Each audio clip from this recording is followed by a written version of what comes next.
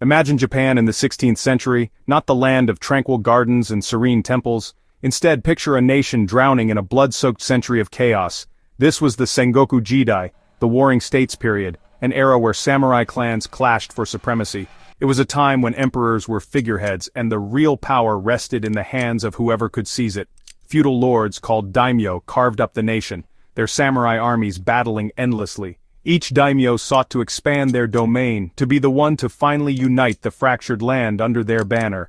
Alliances were fluid, betrayal commonplace. Betrayal was as much a tactic as the sword. Into this maelstrom of violence and intrigue, a figure would emerge who would forever alter the course of Japanese history. His name was Oda Nobunaga, and he was unlike any warlord Japan had ever seen. Oda Nobunaga wasn't your typical samurai warlord. Born in 1534, he was a second son, meaning his path wasn't preordained for leadership. Yet even as a youth he had a reputation eccentric, rebellious, earning him the nickname Owari no Utsuke, the Fool of Owari. When his father died in 1551, Nobunaga was thrust into leadership. Many doubted this unpredictable young man. Could he control his unruly vassals? Could he navigate the treacherous currents of the Sengoku Jidai? Nobunaga, however, would prove his doubters wrong. He consolidated his power, ruthlessly suppressing dissent within his own clan. He wasn't afraid to make enemies, even within his own family. He was playing for keeps, and his ambition knew no bounds. In 1560, the name Oda Nobunaga would be etched into legend. Imagawa Yoshimoto, a powerful daimyo with an army that dwarfed Nobunaga's, marched towards Kyoto, the symbolic heart of Japan. Everyone expected Nobunaga to be crushed. His advisors urged caution, but Nobunaga was never one for conventional thinking. He saw an opportunity, a chance to strike a decisive blow that would send shockwaves through Japan.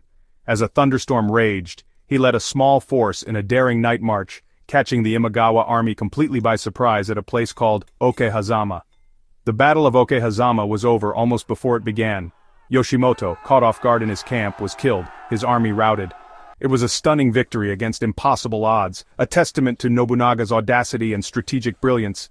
The Fool of Owari had become a force to be reckoned with. Section 4. A New Kind of War. Nobunaga wasn't just a brilliant tactician, he was an innovator. He saw the potential of firearms, recently introduced to Japan by the Portuguese. While others clung to the ways of the sword, Nobunaga embraced this new technology, recognizing its power to reshape the battlefield. He formed specialized arquebus units, training his men in volley fire tactics. At the Battle of Nagashino in 1575, the devastating power of his arquebuses shattered the famed cavalry charges of the Takeda clan, marking a turning point in Japanese warfare. But Nobunaga's innovations went beyond weaponry. He understood the importance of logistics, building roads and establishing a system of supply lines to keep his armies fed and equipped. He implemented a merit-based system of promotion, rewarding skill and loyalty over birthright.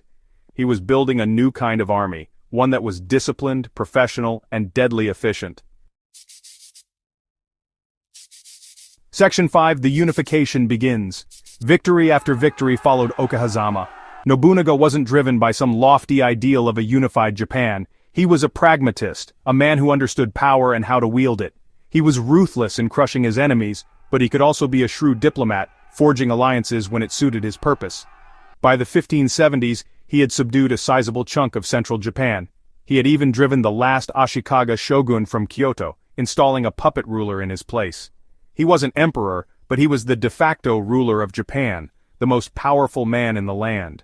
Nobunaga wasn't just conquering territory, he was transforming it. He built roads, encouraged trade, and implemented administrative reforms.